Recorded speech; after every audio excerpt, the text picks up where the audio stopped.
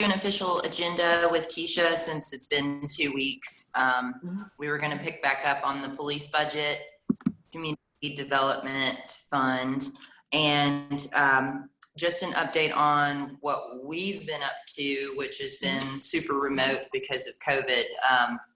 We have ironed out our committees, which is nice, which I'm actually printing off one of those right now because I gave one away earlier. But working with the other organizations, NAACP, Langston Center, on some education things. We've got board members assigned as representatives for each committee. I know I've got voter initiative. Sierra's on the Black Lives Matter Arts Initiative, Alana Education. Victor, I know you had to leave early, but Taekwon and Andrew are tag teaming the Human Rights Accountability. And we're just moving right along tonight. Our education hour, I'm doing it via Facebook Live, so I best get ready for this. I don't like doing this stuff, especially by myself. But I'll be going over what NGFF is, what we've been up to, what we've been discussing in these meetings, things that we're working towards, and how people can get involved through those committees. Very good. Be glad to hear that. And by the way, on the COVID issue, and I'm glad you brought that up, Caitlin, the call that Pete and I were on just a moment ago was with Ballot Health and Mayor Grandy. And, you know, the cases are very pervasive out in our community now and rising every day. Today, our number in all likelihood is going to be at least 85 to 90 new cases. And it's just exponentially increasing every day. And those are just the ones who are being tested. But our public health medical director, Dr. Kursky, said to me last week that the community spread is so great in our community that you just have to assume that any group you go into, there are going to be positive cases now. So just everyone, I mean, the best advice is just take all precautions and try to stay apart and wear masks. That's the only tools that we have right now until there's a vaccine. Right. But yeah, it's a real thing, and there are a lot of people who are getting really sick. And our numbers, I think initially we did such a great job back in March and April, and we kept our numbers low for a long time. And then we reopened, and this is what we get. So it's going to be a battle for everyone until there is an effective vaccine, and that's months off. So we can only hope. But in the meantime, we just have to care for each other, and that's just a pledge. You know, I'm not going to put myself in a position to get it, and I'm not going to give it to anybody else if I do have it. So. Right. But y'all probably noticed that there are many stores around town now, Kroger and Lowe's and Home Depot and all. You can't, you know, their corporate headquarters have set their own policy. You can't go in without a mask. So that's helped us a lot, you know, having them get on board. So get your favorite mask and mask up Johnson City. That's what Keisha's got a campaign that we're getting ready to kick off. Mayor Brock, I have a quick question about that. Sure. Mm-hmm. When they release the data of cases per day, Mm-hmm. Is that interpreted as today we interpreted like 80 new cases, but does that mean they were tested 4 or 5 days ago? Yeah, absolutely. 4, 5, 6, or 7 days ago. Okay. Because it's taking that long now to get the test back. Okay. You know. I think that's yeah. So it's always a lagging number. Yeah. Yeah, that's something that I was making sure I was interpreting right, because I was tested last Monday and I tested negative, but tested Monday and I didn't get my results on Friday. And that's when it struck me that when you're looking at this data, it's almost, you have to think of it like, these are the numbers that were positive as of last week, which makes it a little bit more intimidating. Well, it is, because today's real number could be 160, you know, if it were in real time.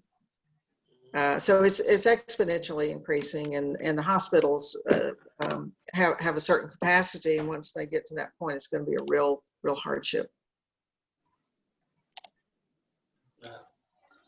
Pete, are you there? Keisha?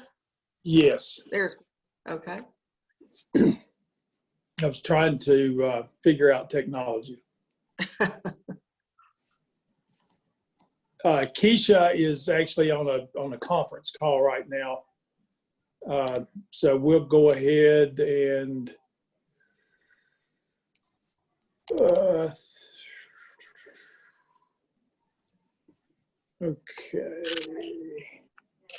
okay, this looks like this is going to work. We had talked about a desire to walk through police budget. Excuse me. So what I've done is pulled it up, and what you see on the screen in front of you is broken down by the different divisions in the police department. The column headings at the top of the page will give you an idea of what each column and set of numbers represents. And we'll go through, I can't get that to do what I want it to do. Okay, we'll go through each one and kind of give you a little explanation of what each one of those divisions does. Of course, administration is going to be the chief's office, as well as the overall administrative staff of the police department, clerical help, payroll. That's going to be the records, accreditation, some of those types of things. No, accreditation, I'm sorry, is listed separate. Criminal investigation is just that. It's cases, crimes that are reported that require in-depth investigation in order to solve the crime or determine that no crime has been committed. That group is two different platoons. There's a day shift and a night shift. That group operates about 16 hours a day.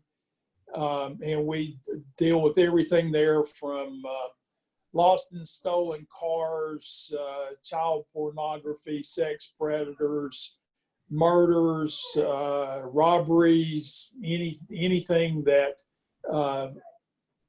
requires in-depth investigation beyond what can be completed and taken care of by an officer out in the field.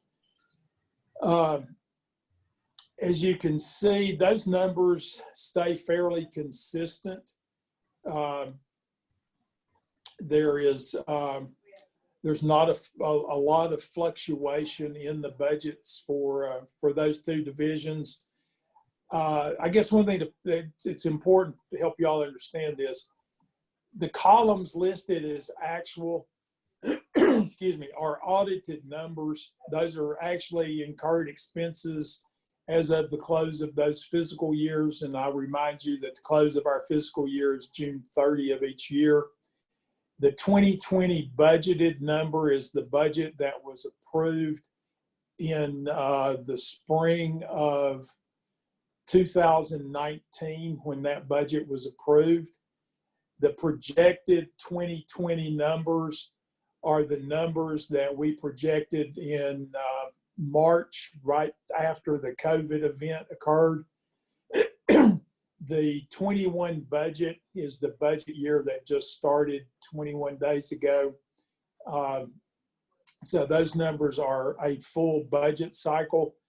You will see some difference between budgeted amounts and actual amounts because during the course of the year, monies and budgets can be reappropriated. They can be used for other uses with commission approval, those types of things. A lot of times you'll see expenses that are budgeted don't necessarily occur. So it's an avoided expense that creates those differences. Crime prevention is the DARE program. It's the Explorers. It's getting out and dealing with or doing child fingerprinting. It's any kind of relationship, community activities that we participate in that deals with helping the community prevent crime.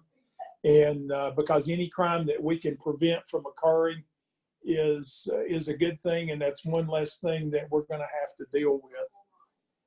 Patrol are the officers out on the street. There are 154 authorized positions in the police department. Those are sworn officers, so that those 154 positions do not include records. They would not include clerical folks, and that also does not include the employees that work up in the jail. K-9, we have 4 K-9 officers and their dogs. K-9, all of these budgets, the numbers you're seeing are personnel, vehicles, maintenance, fuel, it's training, it's supplies, it's uniforms. It's the entire cost at the level we're looking at right now. So these numbers are all inclusive as far as what that particular division of the police department cost us to operate. There's a tremendous amount of training that goes along with K-9 units in order to operate those dogs. SWAT team is a special tactical group. Not every officer on the police department is a member of the SWAT team. Those officers have a special training day, 1 day a month, to deal with unique situations. EOD, of course, is explosive ordnance detail, which is the bomb squad. There are 4 officers that are trained to deal with explosive devices. That small amount budgeted there, what you're really seeing is training and special equipment that they need to deal with bombs. Their vehicles, personnel costs, all those types of things will show up in the patrol number. We talked about records clerks. We do operate a municipal court here that deals with speeding tickets, burnout headlights, just motor vehicle offenses. That's predominantly what runs through our municipal court. The records grouping here does not include the cost of the court itself. There's a municipal judge and an assistant that's assigned to help the judge that shows up in our municipal court budget. Records also works very closely with the sworn officers in researching wants and warrants and outstanding fugitives and abandoned cars, stolen cars, missing children. They're kind of the gatekeeper to all that information that's kept in national databases that allows interagency communication about different activities from one jurisdiction to another. Training division, that is the cost of the training for the officers as well as the materials and the operation of the training facility. Everybody is, we've talked about training before. There are literally thousands of hours of training that are required across the department on an annual basis. That really is a very key piece of what we do with the police department. And that training covers everything from A to Z. Services administration, that really kind of falls back into the overall administration. That's the group that keeps up with ordering new vehicles, making sure that all the equipment is ordered and taken care of, you can imagine with all the equipment that each officer has, everything from a car to a radio and everything in between, there is a tremendous amount of property that we have or equipment that we have that's got to be tracked. It's got to be maintenance logs have to be kept on it. We've got to keep training records, all those types of things, and all the equipment that we have. The next line is property, and that is actually property that belongs to other people. That could be anything from a motor vehicle that's involved in a DUI to a motor vehicle that's involved in a vehicular death. It could be a bicycle that's found alongside the street somewhere that we're just waiting for somebody to come and claim it. It could be stolen property. It could be evidence in a crime. It could be drugs. It could be firearms. Down in property and evidence, you can see just a little bit of everything down there. Those are personnel costs, vehicle costs, cost of maintaining the facility, training, all those types of things show up in that line item. Accreditation is we have I guess it's two folks that are charged with keeping up with our accreditation. They set all of our standards. They're charged with maintaining and updating all of our policies and procedures. They're charged with working with CALEA to anytime that we're up for a reaccreditation review, they're the coordination point with those folks. CALEA comes in and looks at our policies and procedures to ensure that one, they're legal, two, they're current, and three, that we operate by the adopted policies and procedures. And part of that accreditation process is they come in and randomly pull different cases, different activities that we have been involved in, and compare the process of that activity with our policies to make sure that we are following the policies and procedures that we have adopted. Detention, again, is the jail. We operate a detention facility in the upstairs portion of City Hall where we house about 88 female state inmates. They're all state inmates. They're all females. And the state penal system has more demand than they have capacity to house. So they utilize city and, well, there's not many cities that still operate a jail. It's primarily county jails. The state pays us to maintain those prisoners here due to the fact that they don't have the capacity to house those folks.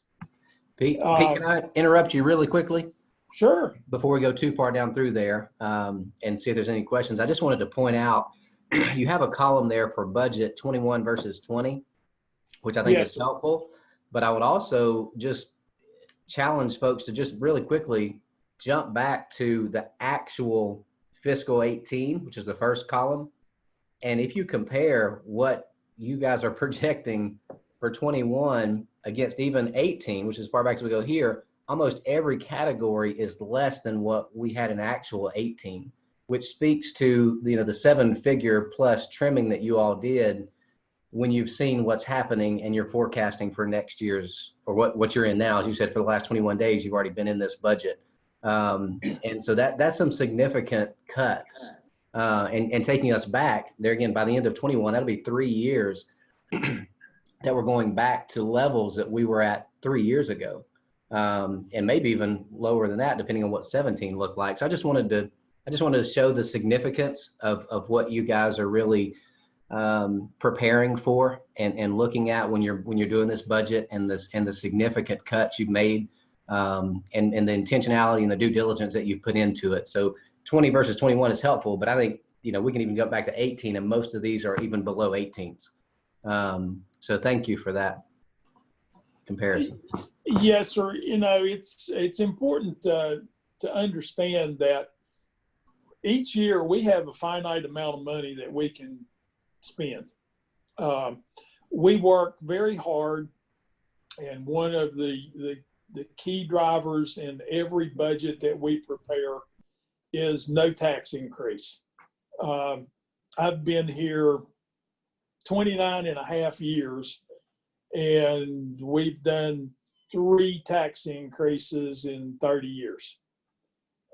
It's something that we take very seriously, and we work very diligently to make sure that we get maximum efficiency and effectiveness out of every dollar that we generate. And one of the things that really helps us do that is we make very strategic reinvestments back into our infrastructure in our community.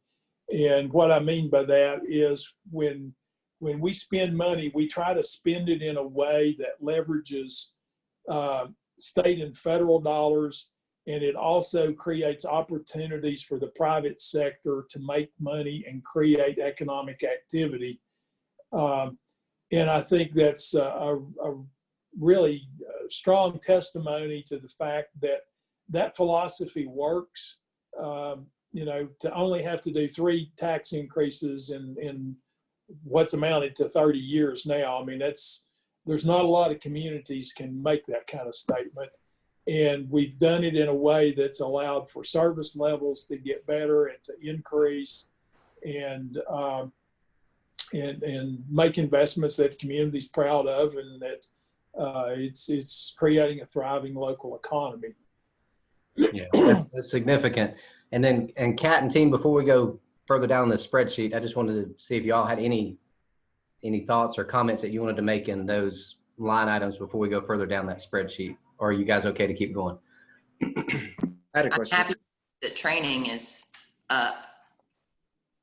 More money will be spent in training. Is that because of more staff that is needing to be trained, or that you're just planning on doing more training this year?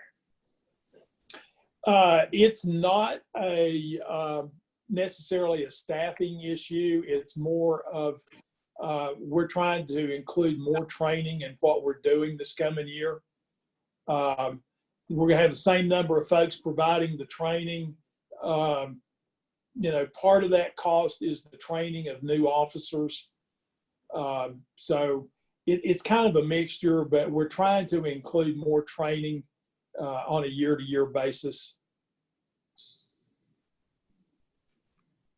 I'm happy to see it. I have a question, Mr. Peterson. Yes, sir. Can you just talk me through the change column and what the formula is to get to that number? Yes, sir. What in the change column is the one that's labeled budget 21 versus 20. And the formula there would be to take column K and subtract column G, and that will give you the number that is in column M. So those are actual budget to budget numbers and not budget to projected. And the part of the reason we lay it out that way is the actual numbers are audited, and that's a historic number. That's not going to move. When we do a budget every spring, we realize that it's very highly unlikely that we're going to end the year with the number we budget with. We typically try to budget conservatively, but still during the course of the year, we monitor expenditures really, really closely. And I have multiple conversations with our department heads during the course of the year, monitoring expenditures and making sure that we're just not spending money just because it's available to us. So it's a little unique in the FY20 projected column because we inserted COVID in this whole discussion in March. So when we get to the point in time of doing the budget in the spring, we start the actual operating budget in January. And when we get to March, I always get my budget folks to look at the budget and the expenditures to date through the end of February usually, and get them to give me a projected number, which is what they project we will actually spend over the course of that fiscal year. And I can compare projected numbers to budgeted numbers. And that gives me a pretty good feel in March. Are we going to overspend, underspend, come real close to what's budgeted on our budget, which helps us develop revenue projections for the following year. It helps me better understand what we actually accomplished with budgeted monies during that fiscal year. And we always include all of these columns that you see in here. Anytime we do a budget spreadsheet, it just gives us another look at or another tool to ensure that we're really watching budgets really close. And the budget people like to look at the budget versus budget number. I'm a little different. I like to look at that budget versus projected number, because that way I feel like I've got a much better feel for what we need to budget in the new budget if I have a real close understanding of what we actually are spending in the existing budget. Does that make sense? Yeah. So for example, for budget fiscal year 2021, that was discussed March of this year as a projection. Yes, sir. Okay. Okay, and then you can see total, with that line that says total general fund, that's the dollar amount of the transfer from the general fund to the police department budget. The police department is a component of the general fund. Probably one thing to note there that has a big impact on the police budget is in fiscal year 19, there was a 4% salary adjustment for everybody. In fiscal year 20, there was a 4% salary adjustment for everybody. In fiscal year 21, there is no salary adjustment included. So that number is a fairly significant number. Let me scroll there. I may be able to give you a better defined number as I scroll down through here. Let me. Okay, let's look at some other programs the police department is responsible for. Mr. Peterson, just one second. Yes. Just the salary comment was just making me think. So, of the 154 police, that's from entry level to captain, correct? That's entry level to the police chief.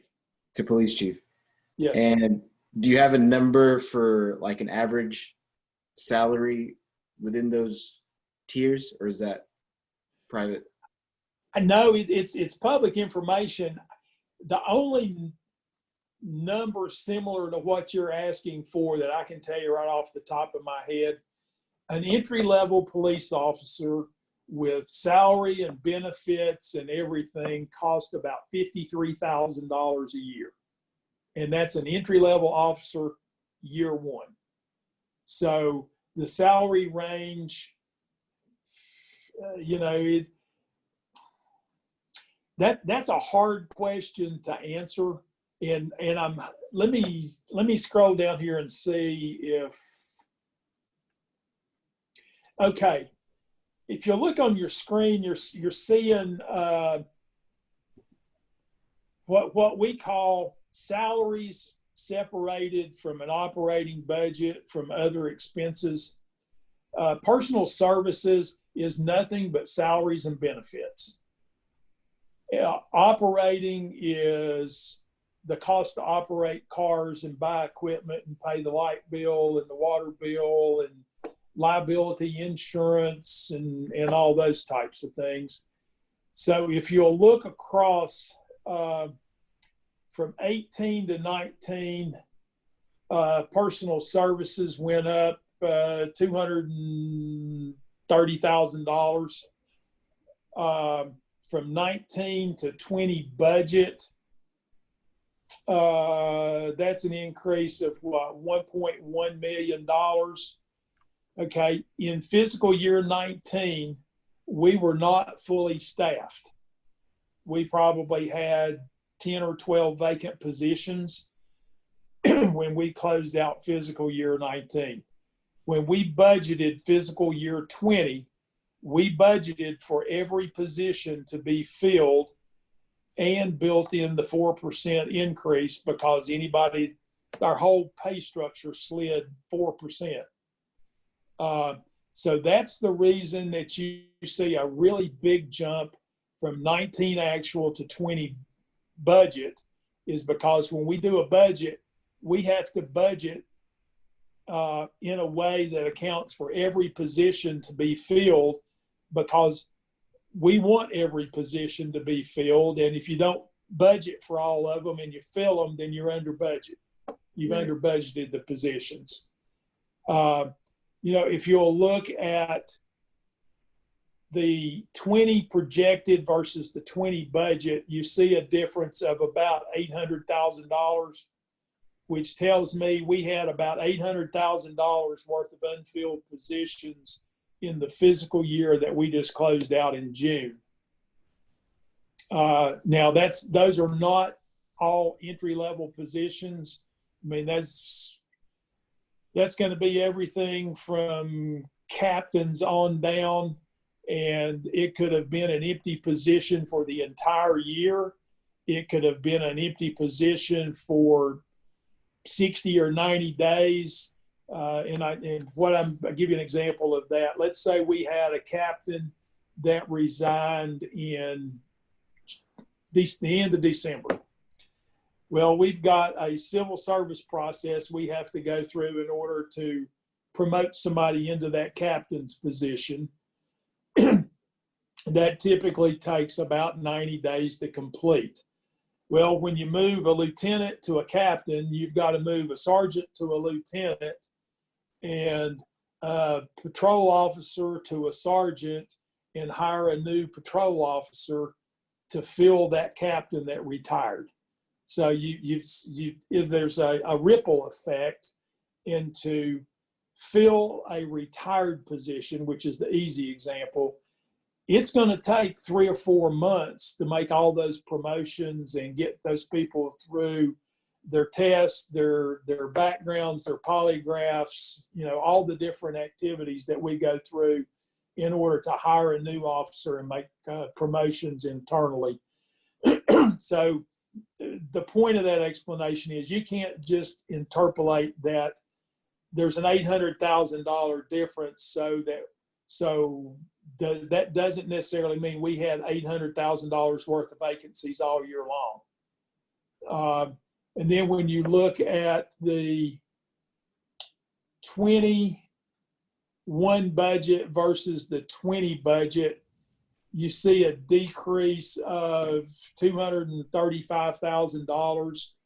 We unfunded a couple of the approved and budgeted positions, which amounted to about half that number, and I'm not sure what the other $100,000 is right off the top of my head. We went into this budget process thinking that we could be as in bad a shape as being $7 million in the hole. So we were doing anything that we could to cut expenditures without hurting service delivery. Realistically, we were not going to fill all the vacancies that we have right now. So we unfunded several of them in recognition of that in order to balance our budget without having to go to our cash reserves. I have a question. Okay, so with the vacancies and stuff, so if it stays vacant, like a position, even after, you know, transferring to higher ups and doing all that process that you explained, does the money go back into that fund that we talked about last time where it's like I forgot the official word, but in my mind, it's like mad money, right? It's like your savings account. Like this is the rainy day fund. Is that where that extra money gets transferred over to? Yeah, it's not mad money. It actually goes back into a dedicated reserve account. Yes, ma'am. Okay. All right. I just wanted to make sure I had that correct. And then Yes, ma'am, you do. another question, I didn't want to interrupt. It's kind of up further, but you said that the state or the city gets paid by the state to house like inmates, females that like don't have any like room in other prisons. That's correct. When was that decision made to like decide to house more prisoners in our city?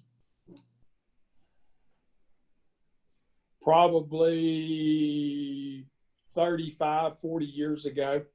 Okay. It helps us offset the cost of the police department. Mm-hmm. If we didn't do that, we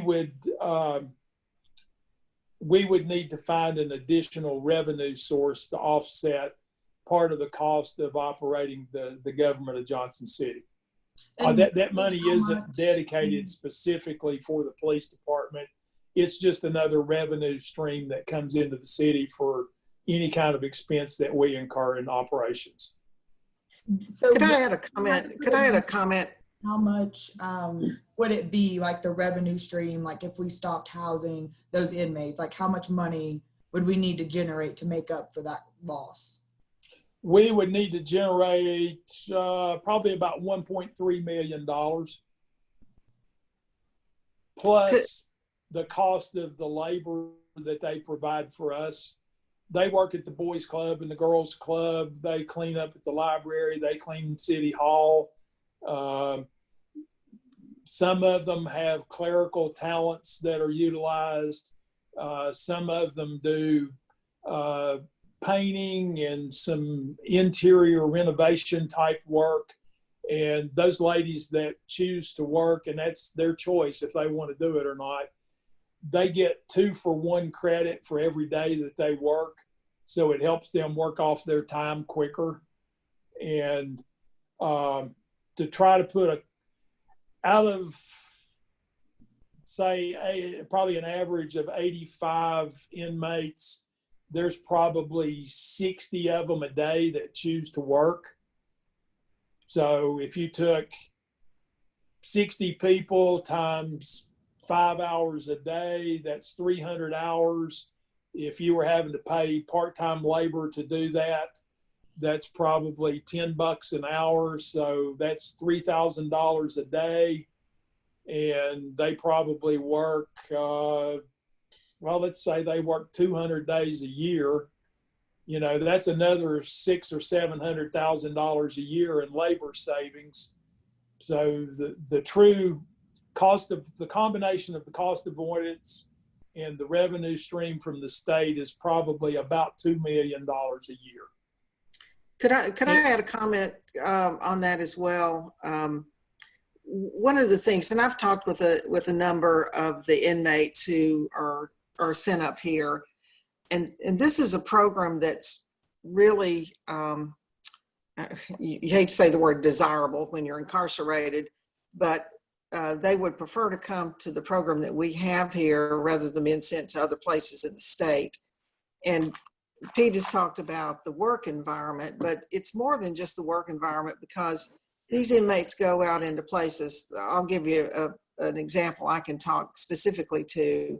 We have 2 of the inmates who come and work at the animal shelter, and they've been great. And they're right now, because of the COVID, they aren't able to come, and so I know they're dying to get back.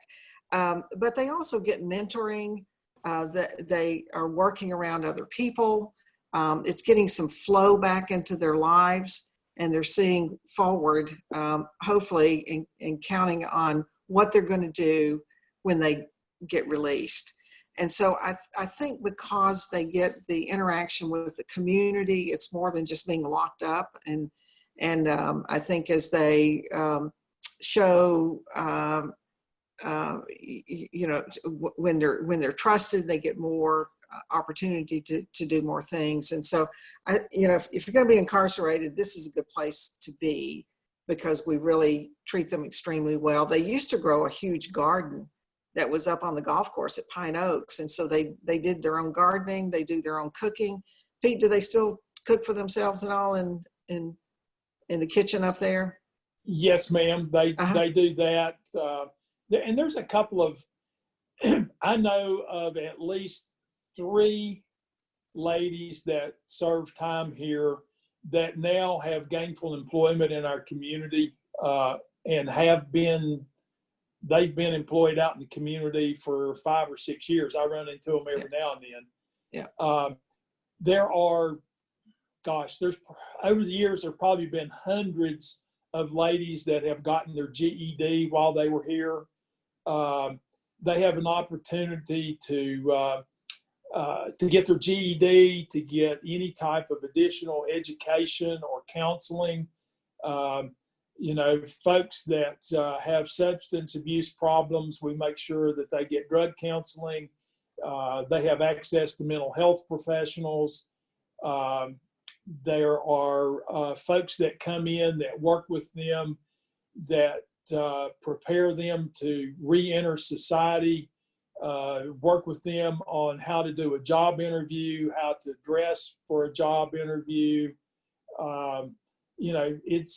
It's not a matter of just being incarcerated. There are several different individuals and groups that come through that try to prepare those ladies to re-enter society and be a productive part of society when they come out. And there is, for years, there has been a waiting list at the state female prison of folks wanting to come up here and finish out their time in Johnson City, because they're given the opportunities to prepare themselves for reentry and to learn some life skills while they finish their time here. And from conversations with some of the ladies that have been through, I think the conditions here are exponentially better than what they were facing while they were incarcerated at the state women's prison.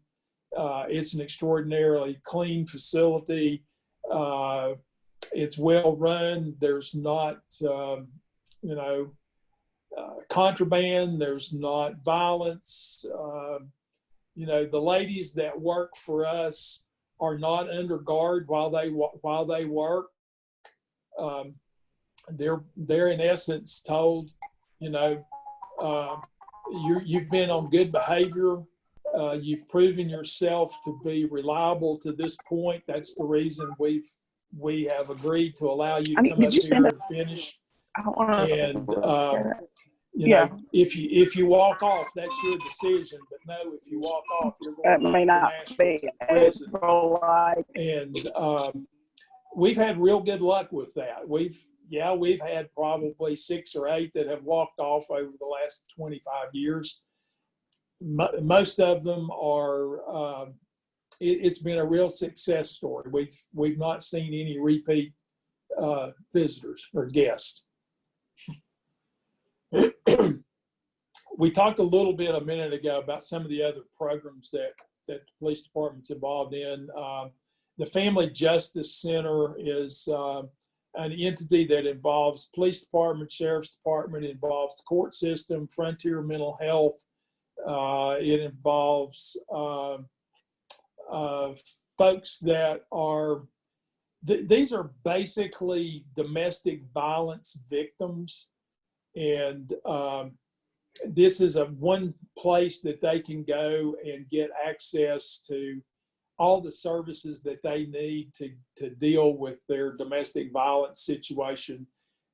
They can get access to legal counsel there, medical care, law enforcement, family counseling, the court system. What we did was to set up an entity to where it's kind of like one-stop shop. Prior to this facility being available, a domestic violence victim might have to go to 8 or 10 different places in order to get all the services that they needed. And a lot of these folks, when they leave home, they leave with the clothes on their back, no transportation, no personal hygiene products, no change of clothes, nothing. They're on the run. They are fleeing a violent situation.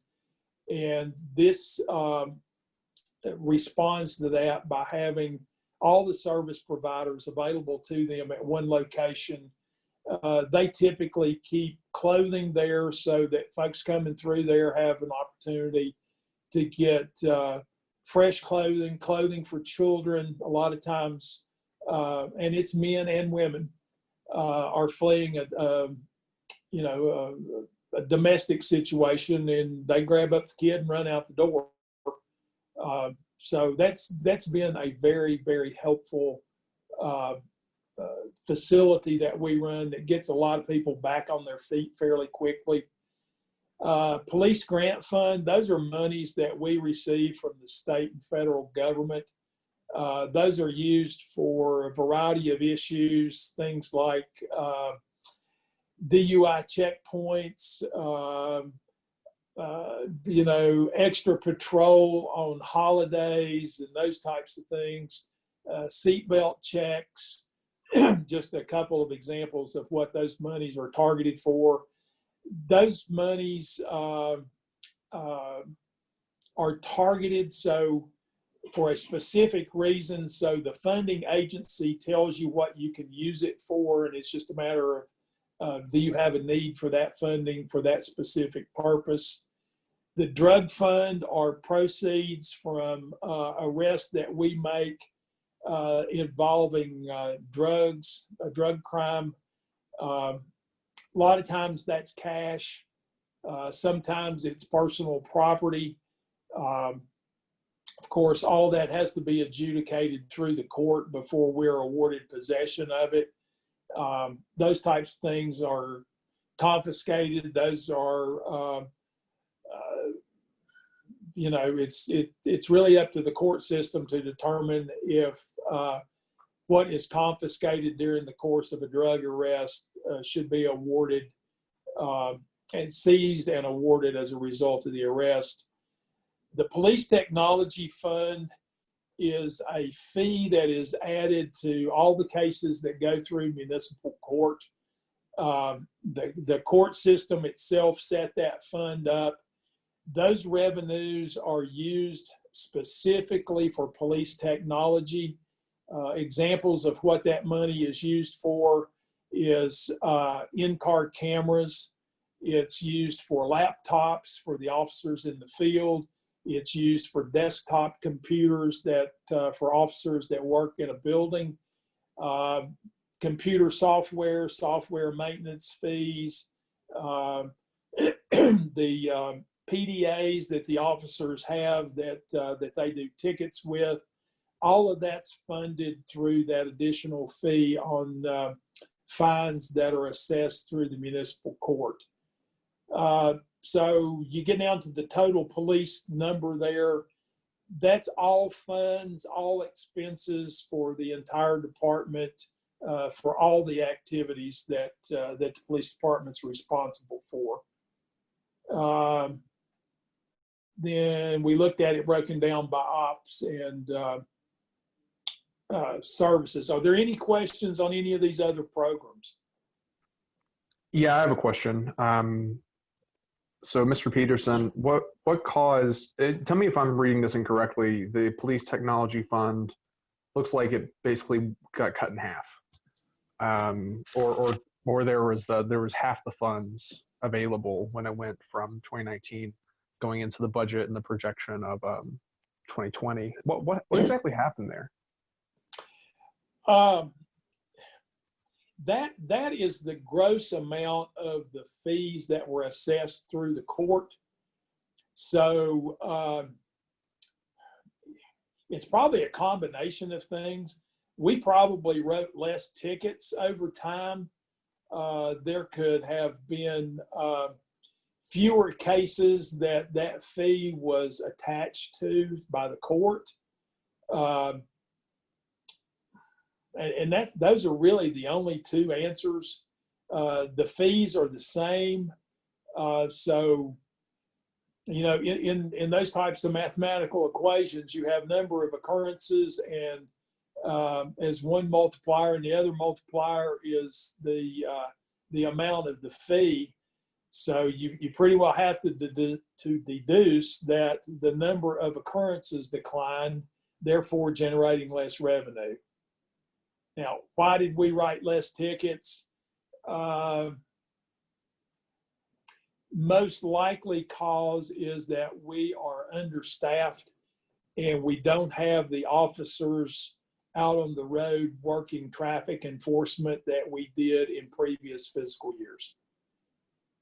We've got our folks focused on preventing and solving other types of crime other than motor vehicle violations.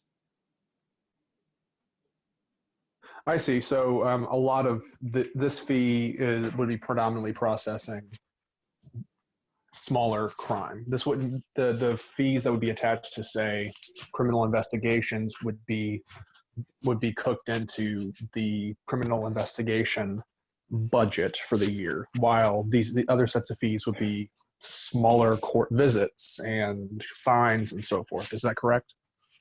Well, there are no fees associated with any of the activities of the police department other than this police technology fund.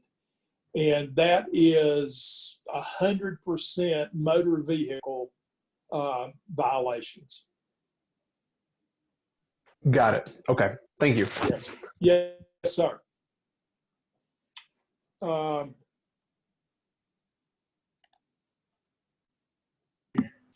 And this thing might Pete, be just, a little slow. I'm trying to get it to change. That's okay. Just briefly, I know that we get unmuted here. The initial invitation was from 3 p.m. to 4 p.m. I just want to check everyone's time and commitment if we're okay to continue down the budget. I'm good for about 15 to 18 more minutes. Okay. All right. Is there, knowing that being said, Kat, is there anything specific that you haven't heard yet or that you want to try to jump to or want to ask Mr. Peterson about directly, knowing we've got that time frame left? No, because Pete, you said we can contact you, send you an email, or set up a time to come and meet with you separately for any questions. So if we wanted to talk about the Community Development Fund, I could come by, set it up and come by and see you, or Zoom. Yes, ma'am. Or if I can get this chart to change for me, I've got community development set up to look at. So we'll, in this next 15 minutes, if everybody's got 15 minutes, we'll try to look at take a snapshot of community development anyway. One thing I would like to point out on the screen that's up there now, as you can see, out of a 15 points, I think that's $2 million budget, $12.6 million of that is salaries. So there's, as far as discretionary monies in the police budget in terms of things other than salaries, there's really not a lot of discretionary money. And this is very reflective of about every budget that we've got. Public Works is different because they do a lot of projects, they build a lot of things, but for the most part, our entire city budget, it's probably 70 to 75% personnel cost. It's really paying people to fulfill a service. I just have a quick question real quick. Yes, sir. So just for the sake of, if we were trying to advertise the occupation of a police officer for entry-level just roundabouts, entry level, maybe 35 to 40K. Is that appropriate? You're very good. About 37,000 and change, and the other $13,000 to $15,000 is going to be health insurance, FICA, retirement, all the benefit package. And then on top of that, what's the requirements to apply, or what's like baseline requirements to become a police officer? Baseline requirements is going to be 18 years of age, high school diploma, no criminal record. That's pretty much the baseline. And then how long is the training once your application is accepted? Okay, the process is you would make application. We have a civil service process that our city charter requires us to follow. So let's say we get 40 applicants. Of those 40 applicants, they will need to go through a physical agility test and do certain physical activities within an allocated time frame. It's not uncommon for us to lose 3, 4, 5, 6 people that just can't perform the physical requirements of the job. They also have to, we do background checks on them, criminal background,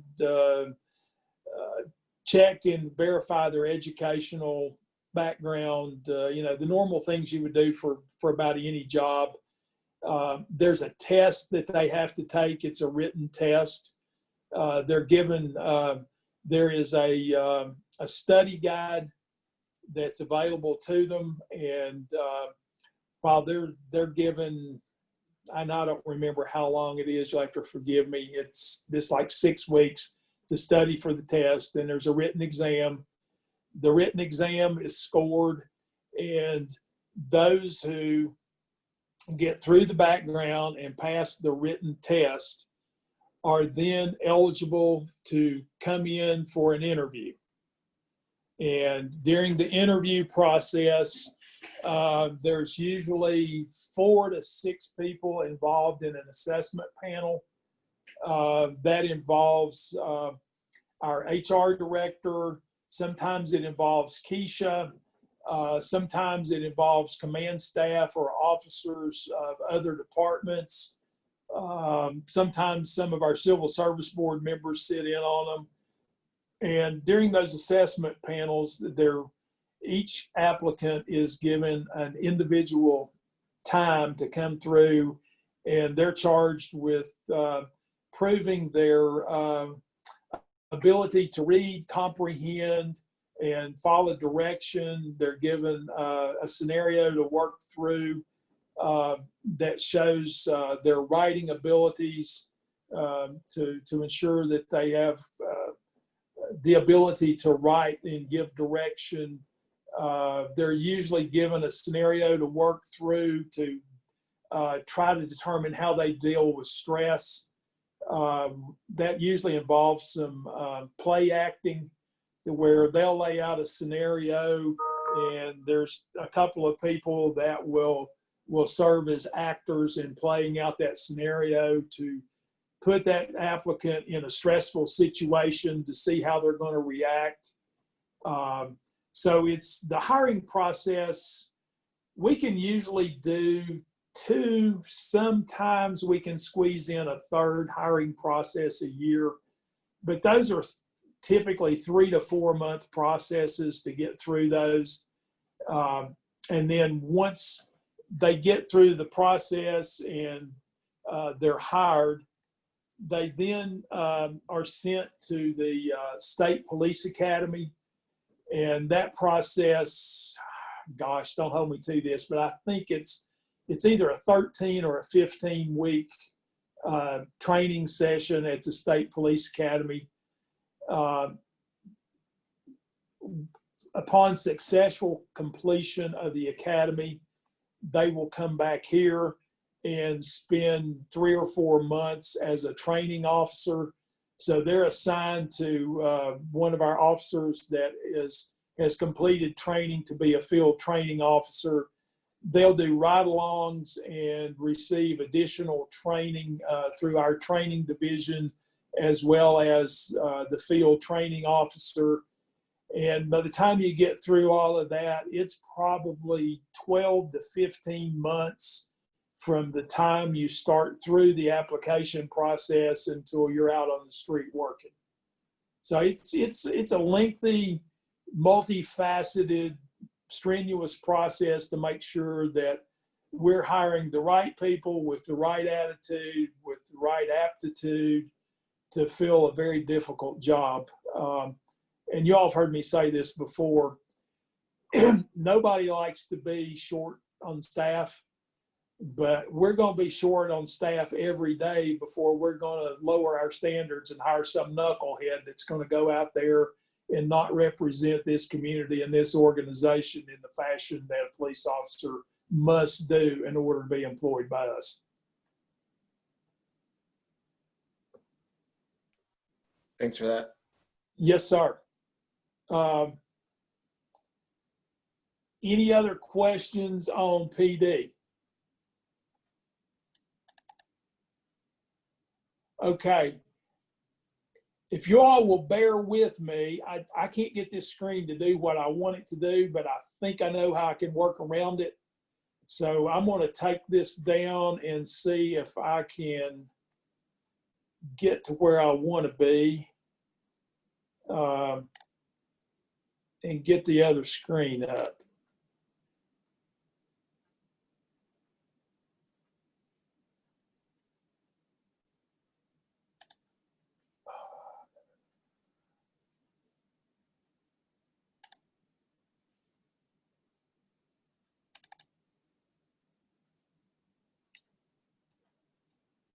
Ah, you rascal, you. Come on, scroll.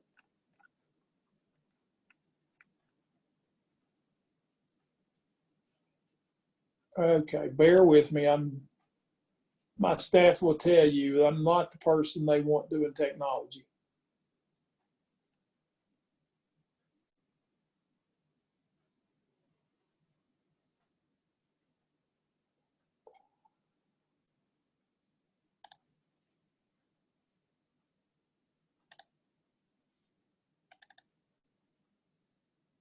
Okay, can everybody see that screen now? It says Community Development Fund. Yes. Okay. All right. Our community development efforts are run through our development services group. Development services involve building permits, the planning and land use group known as the planning department. It involves the Metropolitan Transportation Planning Organization, MTPO, which does long-range road planning and coordinates state and federal road projects. It also is involved with codes, not building codes, but codes in terms of overgrown lots, abandoned vehicles, dilapidated structures, those types of things. And community development is another function of development services. What we do with community development is we contract with the Johnson City Housing Authority to administer this program for us.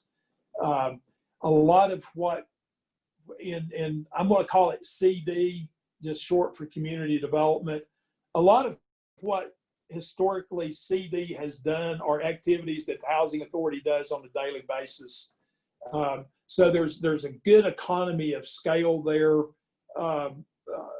Rather than duplication in staff and some of the staffing functions, or not staffing functions, but administrative functions, we can share in those costs with the Housing Authority by contracting with them. So this money comes from the state and federal government, is the funding source.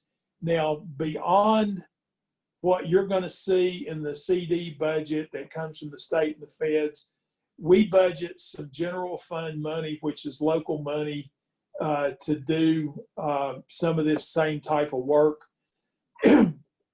You'll see CDBG administrative cost in 18 and 19, you see that number is significantly less than what it is in 20 and 21. We did some structural changes and took out a level of administration when we've combined up with the housing authority. So that's the actual administrative cost of operating the program. You see in 20 and 21, that line called housing administration went away. So that was an effort to reduce administrative costs and spend more money on the programs and the service delivery that we try to accomplish with CD.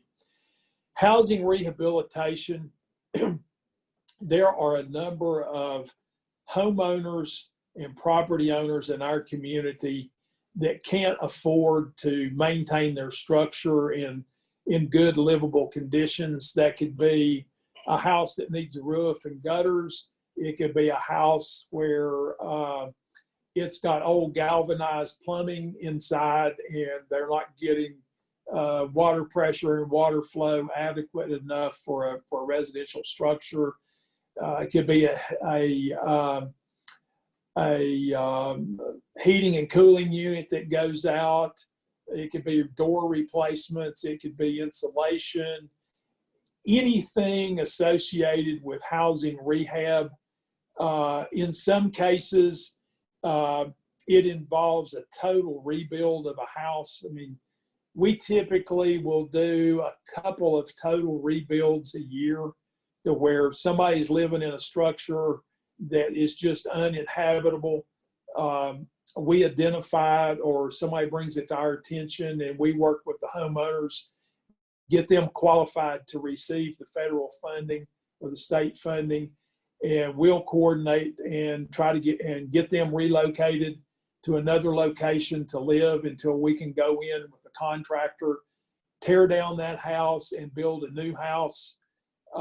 We've worked with Habitat for Humanity. We've worked with Eastern Aid. We've worked with Appalachian Service Project.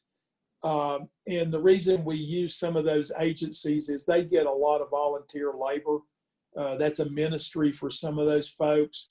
And it enables us to get more end product for the dollar versus going out and hiring a general contractor that's going to charge us for labor and materials.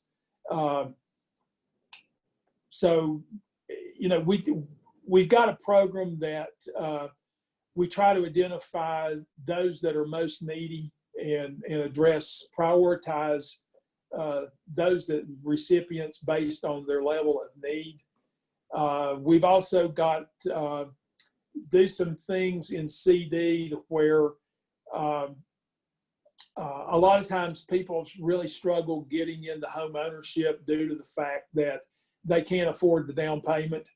You know, they're paying an amount in a rent equal to what their mortgage payment's going to be, but they can't save that 10, 15% down payment required. So there's a program that we administer that provides that down payment for people that qualify.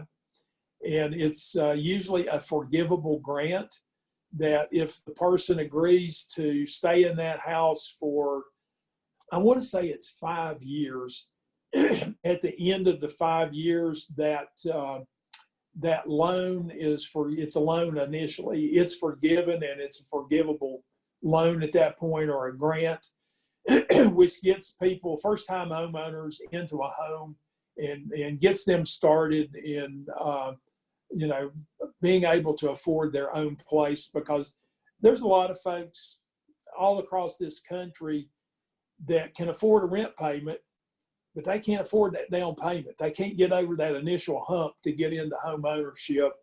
And that's been a very effective program to help folks become homeowners. What's that one called?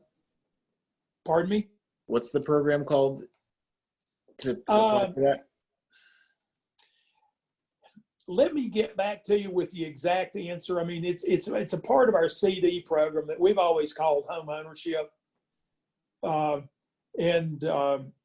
I will get back with you, or if you'll send me an email as a reminder, that would help me.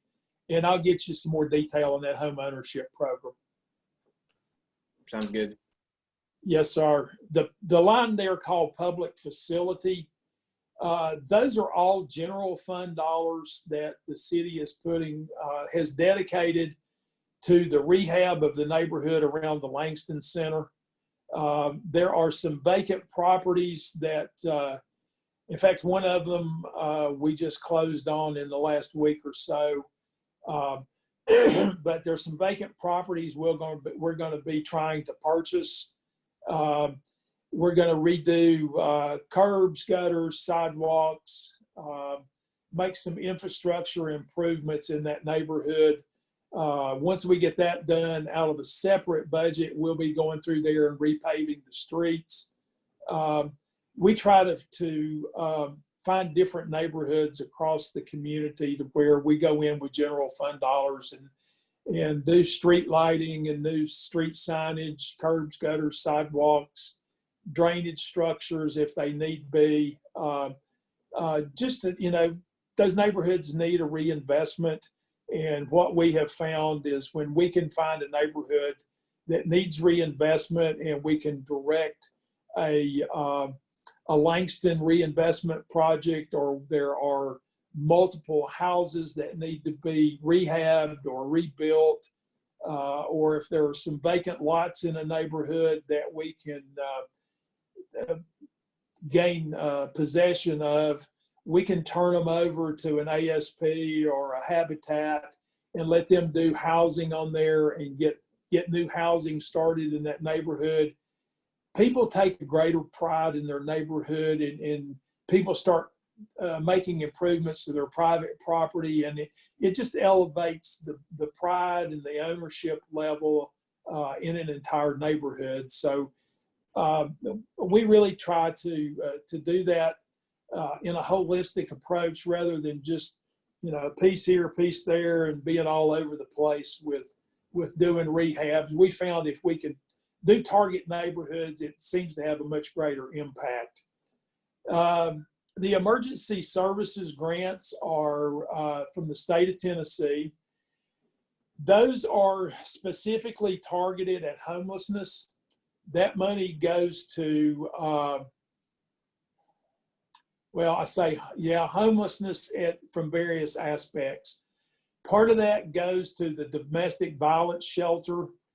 That's separate and apart from the facility we talked about under the police department. That facility is run by a local nonprofit, and it is specifically a shelter for battered and abused people that need a place to go until they can find a place to reside. That's coordinated through the Family Justice Center. Part of it goes to the Salvation Army for their homeless shelter. There's a shelter here in town that is directed specifically for homeless veterans. They're typically a recipient of part of that money. So part of the CD is required by HUD to be targeted to address the needs of the homeless. And then that other line is, let's see if this will let me scroll. No, it's not going to let me scroll. Excuse me. That other line is just some miscellaneous funding that comes either through the city or the state for specific purposes that the state has identified they want to provide funding for on a yearly basis. The logical question there is, what are the specific projects for FY21? And I apologize, but I cannot answer that question sitting here right now. I have to make inquiry and get you an answer for what that money is specifically targeted for this year. At the bottom of that sheet, you'll notice that there's no money budgeted for personal services. So as you can see, we've tried to target as much of this funding as we can to service delivery and not spend it on personal service or administrative fees. So this is a snapshot of community development, and I'd be glad to answer any questions that anybody's got on CD.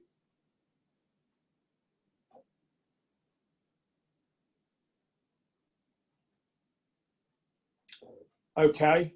And I hate to cut this short, but I've got another group that's going to be counting on me to show up here in about 4 or 5 minutes. Are there any other questions about anything that we need to discuss before we adjourn today? I had a question, but it's not about budget. I don't know if you can answer it. I know that Sure. the last time we met with Chief Turner, he said that their policies person was ill or out of town. I can't remember which. But Yeah, he's actually had a stroke, so we're trying to get him rehab and get him back to work here. okay. So does that mean? I'm sorry to hear that he had a stroke. And he's doing well. He's doing well. We expect full recovery and back to work. Well, that's good. Does that mean that until he is recovered and back to work that we aren't going to see any changes in policies with the Johnson City Police Department until then? Not necessarily. The accreditation folks are doing their review this last week and this week, I think. So the policy group has really been focused on accommodating the accreditation folks and giving them the information that they need. But I don't see any reason why we can't pick that up in the next week or so. I know there is a group that has been looking at them. Okay. And then Mayor Brock, I know you mentioned that you guys have still been doing research on the Human Rights Accountability Board and comparing that to other cities' Yes. programs. Do you have any promising information, or is there a specific city or two that you are looking at that we could be also looking at? Right. I think Adam Dixon's on the call, and he did some of the research on this. And Adam, maybe you just want to talk. I know Asheville was one of the cities. There were 2, 3 on there that were very impressive with the way they had structured their councils and the purpose and the mission of these councils. And so it's not, I don't think it's something we have to recreate the wheel on this thing. I mean, there are some very good, viable committees that have been established. So Adam, you want to kind of talk about, I think there were 3 that you looked at. Is that correct? Yes, ma'am. That is exactly right. Looked at Knoxville, Asheville, and Roanoke. Mm-hmm. And Asheville actually has it's like a chief diversity officer. I think they call it equity and inclusion, and it's an actual city staffer, and that person reports to a type of human rights or human relations committee. And so that particular group, I want to say maybe 5 to 7 people that make up that group, and they intersect with a variety of different departments within the city. So it could be police, it might be community development, it would be maybe even housing. There's a few different entities there within Asheville city government that respective group would that respective committee intersects with. Same thing for Knoxville. Knoxville actually has a police accountability review board, and they have an executive director that again is the staff person for that review board, and then they also have an actual staff person that is also like a liaison to the community.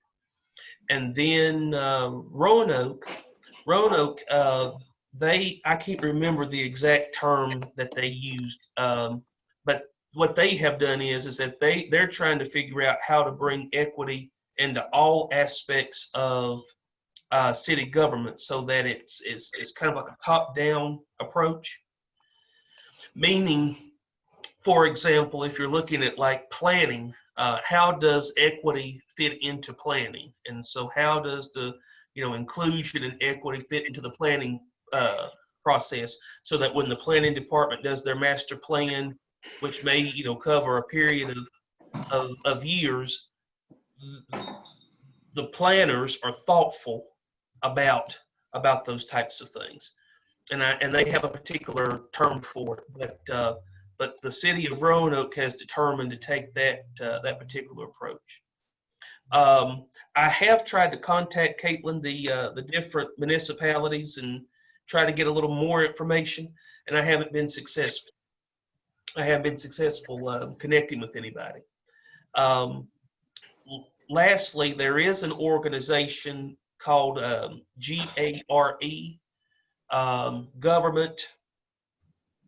Government Alliance for Racial Equality.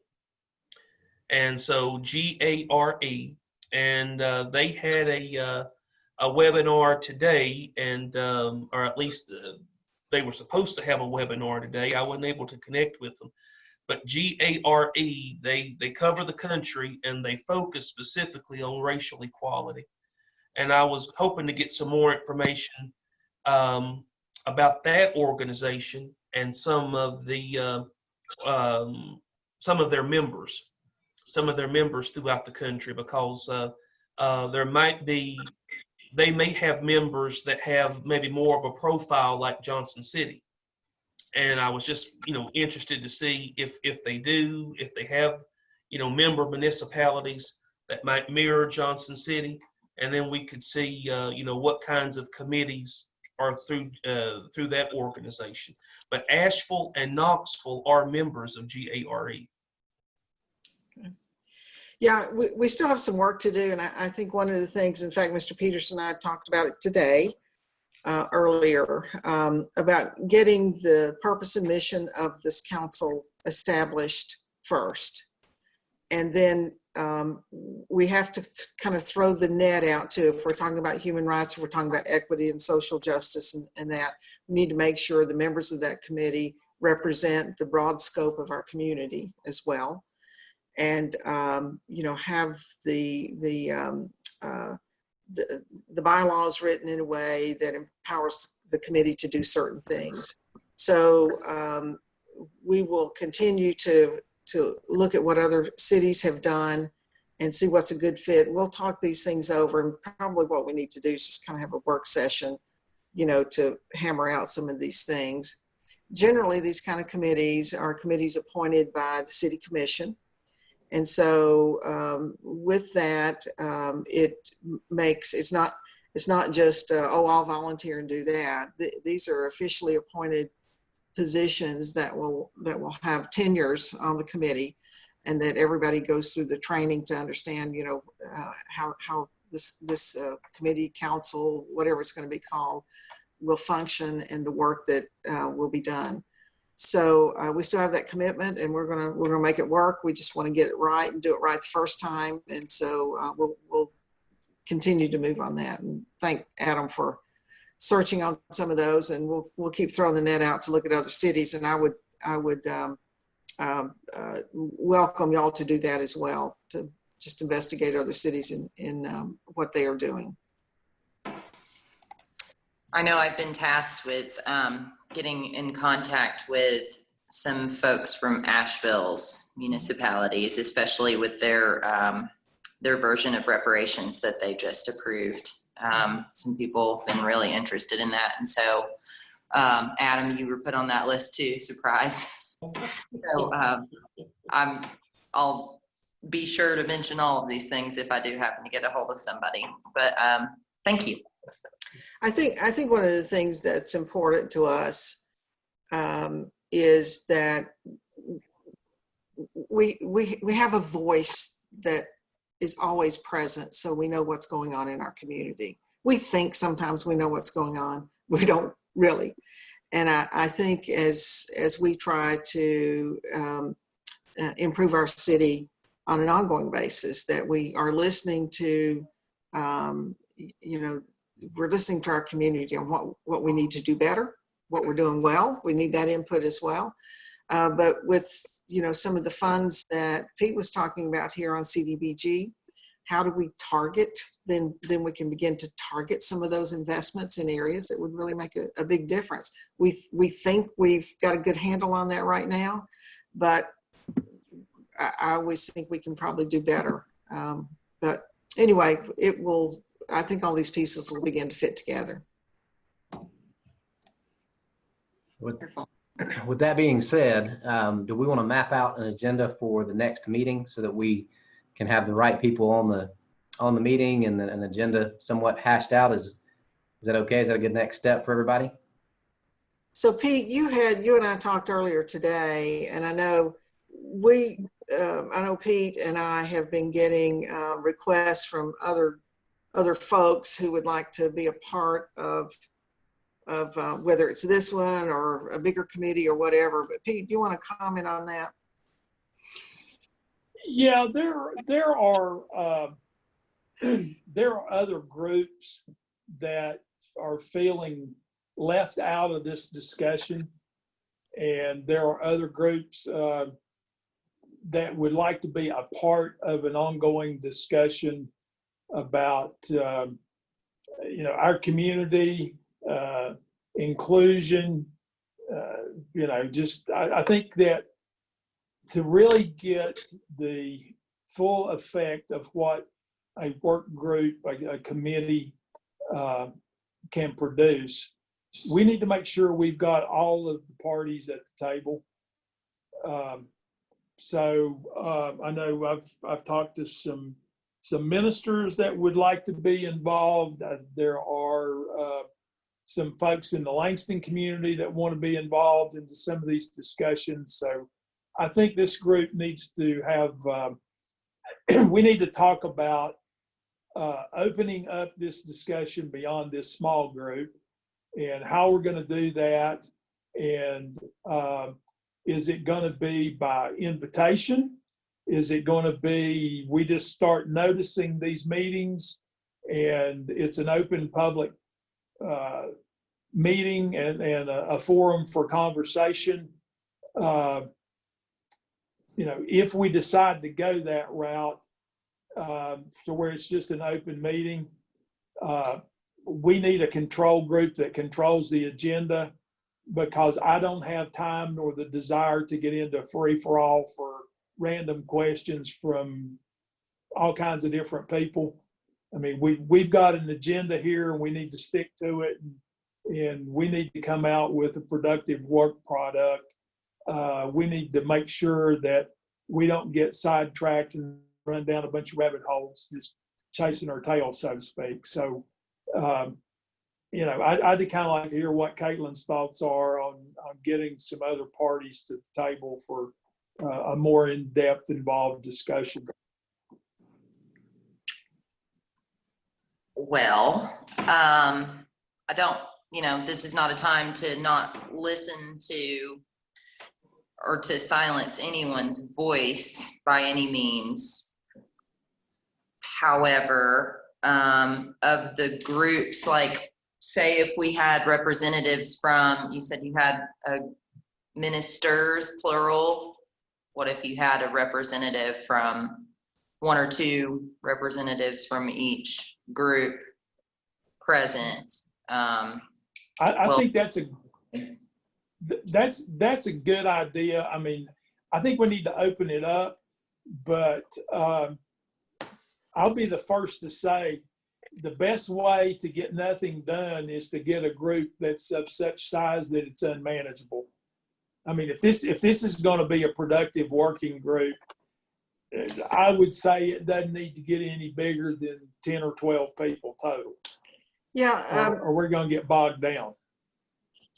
We have the community roundtable, which is an open forum that anybody can come to, and Adam, that's grown in size, hasn't it? I mean, it's getting bigger and bigger. It has. So I think we don't want to create something that is like the community roundtable. It already exists, and it's a good thing. So I think is what we're trying to accomplish here is much more specific on things that we want to try to move forward. But really, it gets back to us creating that framework under which we want to try to make progress.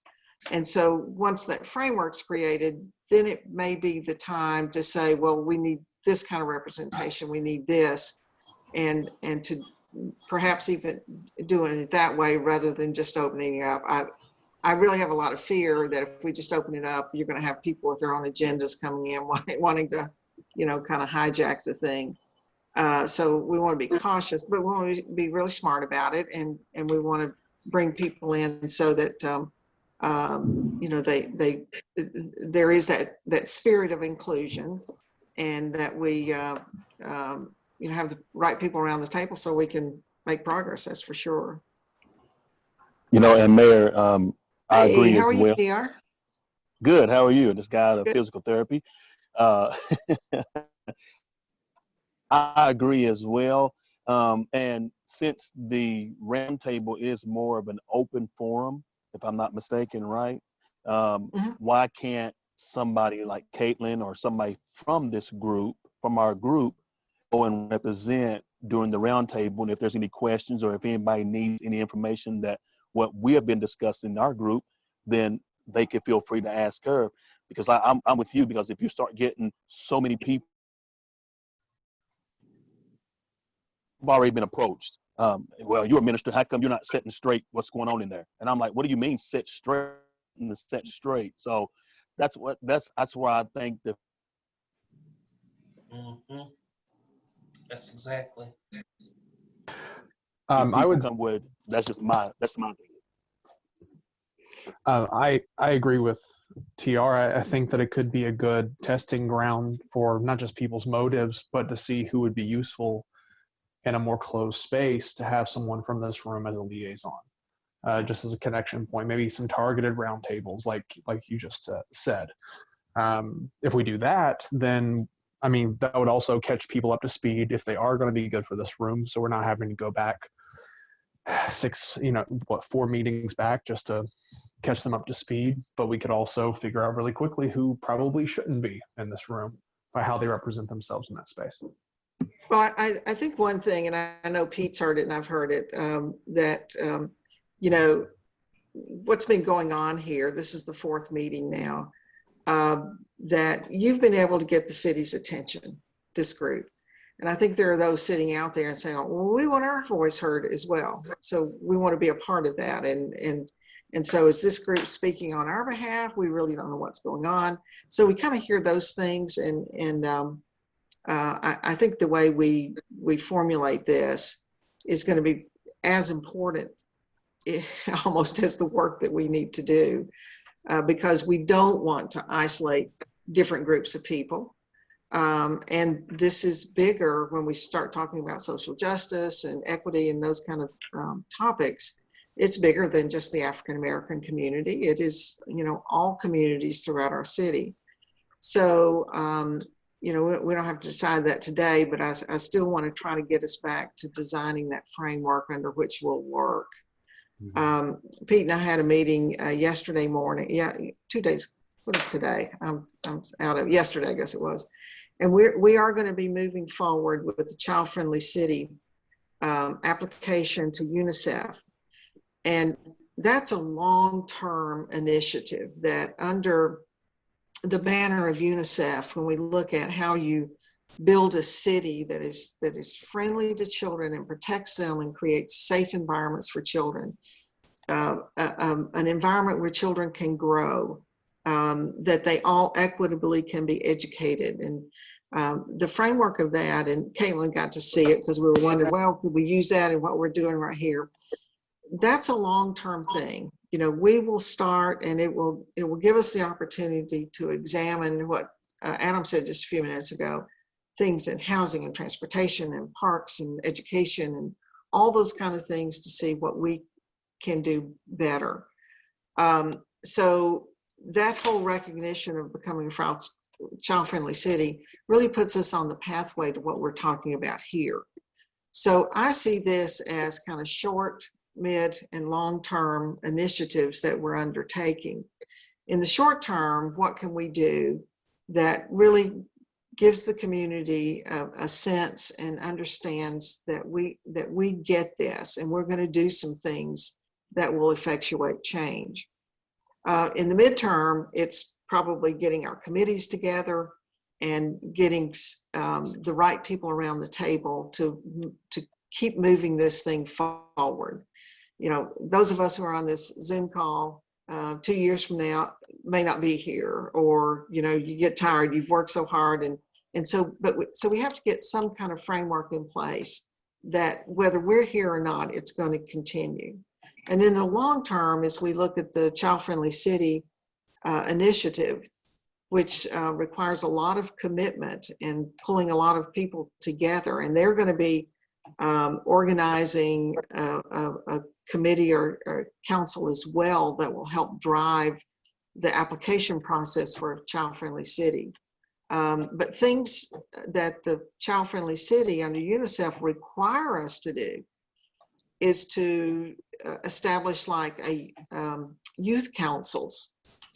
And this may be something that, you know, Adam, through your leadership program at Langston, that we can pull youth together with purpose on what they can do to help make their city a better place or where they would want to stay. That's a voice we're not hearing from right now. You know, we hear from them, you know, when they want to play soccer or something, but not in a way that says, you know, what is life like for you as a 13-year-old in our city?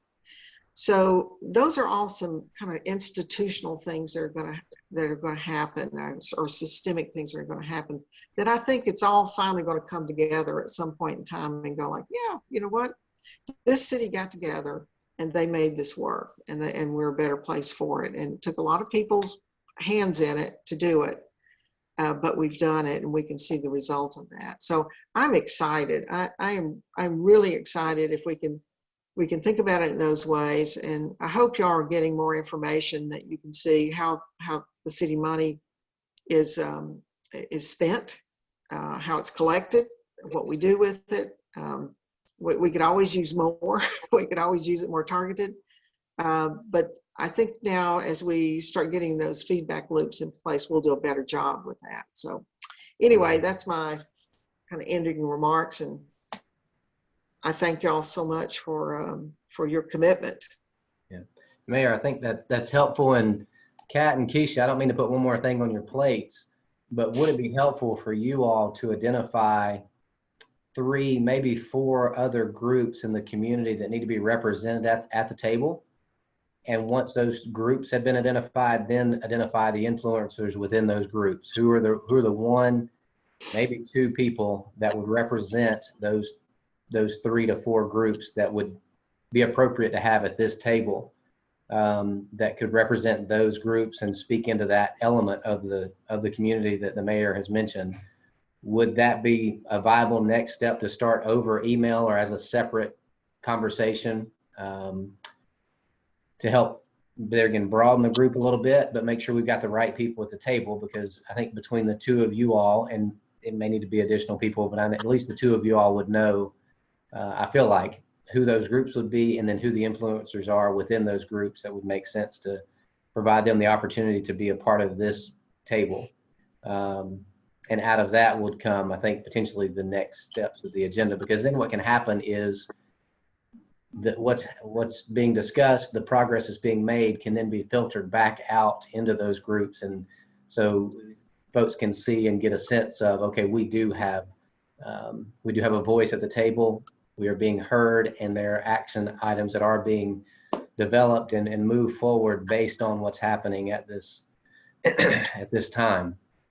Do you think I that's just an adequate wonder, next step? Matt, before we take that next step, if we ought to spend more time just putting an outline together, or some kind of okay, so right now you've gotten a lot of information. So this has been more educational information gathering. So what is the next step? You know, what in the long run, 6 months from now, what will we want to have accomplished?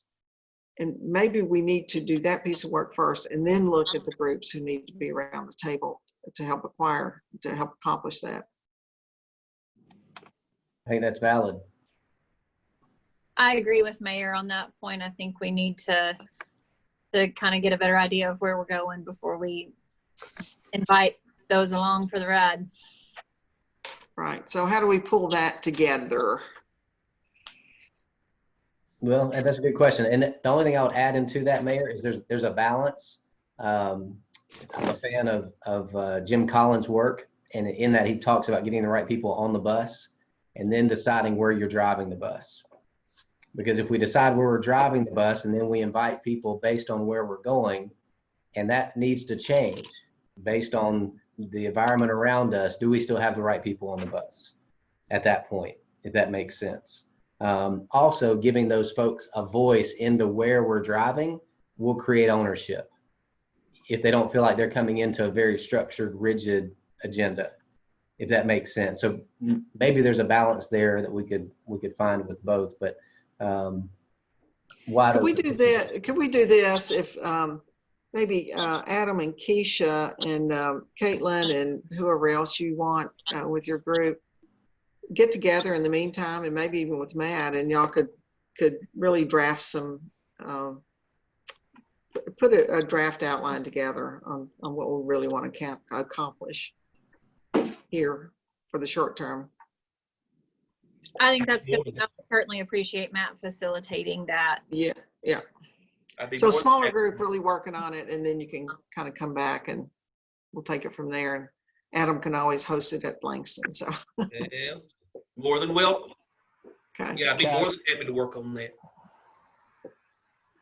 Kat, I would love to circle up with you after this if you would like my help with that. Absolutely. Okay.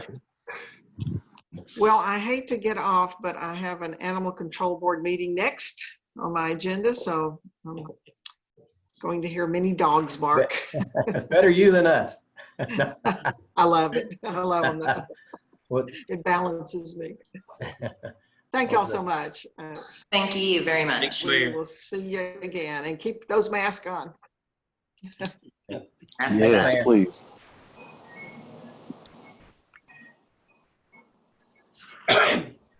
Would we TR